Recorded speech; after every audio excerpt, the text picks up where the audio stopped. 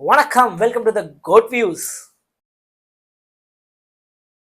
Code வியூஸ்ல நம்ம இன்னைக்கு பார்க்க போற தமிழ் படம் சியான் விக்ரமோட ரொம்ப எக்ஸ்பெக்டட் மூவின்னு சொல்ல முடியாது.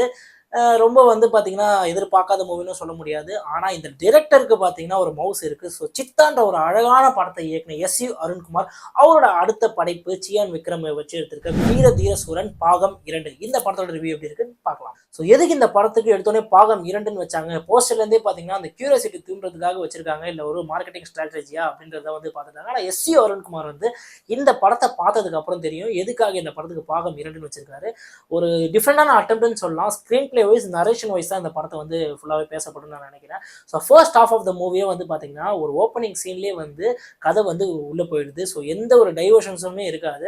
ஸோ முதல்ல வந்து கதைக்குள்ளே போயிடுறதுனால ரொம்ப ரொம்ப கீனாக நீங்கள் கதையை வாட்ச் பண்ணுற மாதிரி இருக்கும்.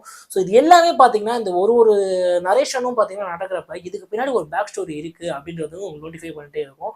ஸோ இதுதான் வந்து ஃபர்ஸ்ட் ஹாஃப்ல வந்து பார்த்தீங்கன்னா விக்ரம் கேரக்டர் வந்து பார்த்தீங்கன்னா ரிவீல் பண்ணுற விதமாகட்டும். So Vikram character S J. Suryah அவங்க விக்ரம் எதுக்காக ஒரு கும்பல் தேடுது, எதுக்காக எஸ்.ஜே. சூர்யாவுக்கும் இவருக்கும் ஒரு பகை இருக்குது. ஸோ இதை பற்றி வந்து வந்து பேசுவாங்களே தவிர டாக்கிங் போர்ஷன்ஸில். ஸோ சில ஆக்ஷன் சீக்வன்சஸ் நடக்கிறப்போ வந்து பார்த்தீங்கன்னா கொஞ்சம் கொஞ்சமாக உங்களுக்கு ரிவீல் ஆகுது. ரொம்ப பியூட்டிஃபுல்லான ஒரு ஸ்க்ரீன் பிளேன்னு சொல்லலாம். ஒரு ஆக்ஷன் த்ரில்லர், ஒரு நைட் எஃபெக்ட் மூவி. ஸோ இந்த மாதிரி ஒரு படத்தில் ஒரு ரேசியாக வந்து பார்த்தீங்கன்னா ஃபர்ஸ்ட் ஆஃப் ஃபுல்லாக எங்கேஜிங்காக எடுத்துகிட்டு போகிறதுக்கு டைலாக் மூலியமாகவும் சரி, ஒரு ஆக்ஷன் சீக்வன்சஸ்லையும் சரி சூப்பராக ஹேண்டில் பண்ணிக்கிற எஸ்.யு. அருண்குமார் சொல்லலாம். ஸோ விக்ரமை எப்படி யூஸ் பண்ணுமோ பக்காவாக யூஸ் பண்ணியிருக்கிறாரு. ஸோ ஆக்ஷன் சீக்வன்ஸ்லாம் ரொம்ப தெறிக்க விடும். ஜிவியோட மியூசிக்கும் அந்த மியூசிக்கும் பார்த்தீங்கன்னா கொஞ்சம் வந்து ஒரு பழைய படத்தில் கேட்ட மாதிரி இருந்தாலுமே ஸோ இது எலிவேஷனுக்கு ஒரு பக்காவான ஒரு மியூசிக் தான் சொல்லணும். ஸோ ஃபர்ஸ்ட் ஆஃப் வந்து பார்த்தீங்கன்னா முடிகிற ஒரு ஸ்டேஜ் அந்த ஹை பாயிண்ட்டாக வந்து முடிகிறப்ப ஸோ இந்த கதை வந்து பார்த்தீங்கன்னா ஒரு ட்விஸ்ட்டை வந்து ரிவீல் பண்ணுறாங்க. ஸோ இது வந்து கொஞ்சம் நல்ல ஒரு பொருத்தமான பிரமாணமான ஒரு ட்விஸ்ட்டாக தான் இந்த படத்துக்கு இருக்குது. குறிப்பிட்டு சொல்ல போனால் அந்த 16 நிமிஷம் சிங்கிள் டேக் அது ஆக்ஷன் சீக்வன்ஸாகவும் இருக்காது. ஃபுல்லாக வந்து பார்த்தீங்கன்னா வந்து உங்களுக்கு நான் ஒரு எபிசோடாகவே சூப்பராக கன்வெர்ட் ஆயிருக்கேன். எப்படி ஸ்டார்ட் ஆகுது, ஒரு ஆக்ஷனுக்குள்ளே போயிட்டு திருப்பி எப்படி முடியுதுன்றது சூப்பராக ஸ்டேஜ் பண்ணியிருப்பாங்க. ஸோ இது வந்து எடுக்கிறதே வந்து ரொம்ப கஷ்டம்ன்றது வந்து எஸ்.யு. அருண்குமார் நிறைய இன்டர்வியூவில் சொல்லியிருந்தாரு. ஸோ எப்பவுமே நம்ம வந்து ஒரு தமிழ் படத்தில் ஒரு வெல் வர்ஸ்ட் டேரக்டர்ஸ் எல்லாமே இந்த சிங்கிள் டேக்கை வந்து ரொம்ப ட்ரை பண்ணுவாங்க. ஸோ விடுதலை 1ல வந்து பார்த்தீங்கன்னா ரொம்ப பிரில்லியண்ட்டாக இருக்கும் அந்த ஓப்பனிங் சீக்வன்ஸு. ஸோ அது ரொம்ப ரொம்ப கஷ்டம். அந்த அளவுக்கு இது வந்து ரொம்ப டஃப்பான சீன் மாதிரி தெரியல. பட் இருந்தாலும் வெல் எக்ஸிக்யூட்டட் தான் சொல்லணும். செகண்ட் ஹாஃப் ஆஃப் த மூவியில் நிறைய வந்து ஸ்டோரியை வந்து ரிவீல் பண்ணுறதுக்கான எலமெண்ட்ஸ் வந்து ஃபர்ஸ்ட் ஹாஃப்ல விட்டுருந்ததை செகண்ட் ஹாஃப்ல சூப்பராக வந்து எஸ்.யு. அருண்குமாரோட ஸ்டோரி நரேஷனில் திருப்பி சொல்ல ஆரம்பிக்கிறாரு. அந்த ஸ்க்ரீன் பிளே பார்த்தீங்கன்னா அங்கே தொய்வு வந்து கண்டிப்பாக வந்து செகண்ட் ஹாஃப் ஸ்டார்டிங்கில் ஒரு ஃபர்ஸ்ட் ஒரு 15 மினிட்ஸ் இருக்க தான் செய்யுது. அதை வந்து தவிர்க்கவே முடியாது. துஷாரா விஜயன் கேரக்டர் எதுக்காக இந்த படத்தில் வந்து இருக்காங்கன்றது அது ஒரு அதை சொல்லிட்டா வந்து இந்த படத்தோட கதையை வந்து உங்களுக்கு முடிஞ்சிடும். ஸோ அதை நான் சொல்ல விரும்பல, ஸ்பாய்லர்ஸ் ஃப்ரீயாக தான் இந்த ரிவ்யூ இருக்க போகுது. ஸோ துஷாரா விஜயனோட கேரக்டர் ஸோ விக்ரமுக்கும் அதுக்கு இருக்கான அந்த கெமிஸ்ட்ரி வந்து பார்த்தீங்கன்னா ரொம்ப வந்து அழகாக ஹேண்டில் பண்ணிருக்கான்னு சொல்லணும். ஸோ ஒரு வித்தியாசமான ஒரு லவ்வாக இருக்கும் பார்க்கறதுக்கு. ஸோ ஒரு மெச்சூர்டான ஒரு ஆடியன்ஸாக வந்து நம்ம எப்படி சித்தா வந்து ஒரு மெச்சூர்டான டைரக்ஷன் ஆச்சோ அதே மாதிரி இது ஒரு மெச்சூர்டான ஹேண்டிலாக இருக்கும். ஸோ எந்த இதுலையுமே பார்த்தீங்கன்னா லாஜிக் மிஸ்ஸே இருக்காது.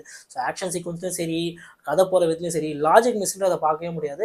அவ்வளோ நீட்டாக சூப்பராக ஒரு டு த ஹார்ட் வந்து டிரெக்ஷன் பண்ணியிருக்காருன்னு சொல்லலாம் எஸ்.யு. அருண்குமார். ஸோ செகண்ட் ஹாஃப் போகிற விதமும் வருது, அதில் வர 2 ஆக்ஷன் சீக்வன்ஸும் சரி, அந்த கதையில் நடக்கிற ட்விஸ்டும் சரி, எல்லாமே வந்து பக்காவாக அவங்க எங்கேஜ் ஆகிருக்கும்.